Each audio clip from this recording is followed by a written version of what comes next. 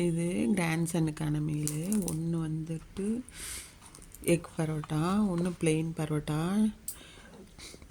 நெய் விட்டு பொரிச்சு எடுத்துட்டேன்.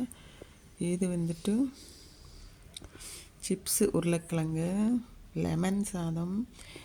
இது வந்து பாருங்கள் என்னென்னா, நம்ம பச்சை பயிறு இருக்குல்ல, அதை வறுத்து ரெண்டாக உடச்சி ஒரு 4 ஸ்பூன் ஊற வச்சிடணும்.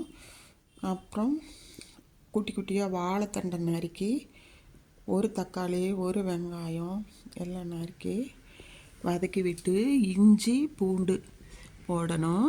போட்டு அந்த ஃப்ளேவரில் பச்சை பயிறு சிறு பயிராக உடச்சி வச்சுக்கணும்.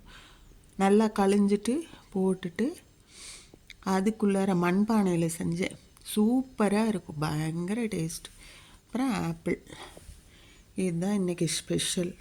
வாங்க சாப்பிட்லாம். இது கிராண்ட்சனுக்கு.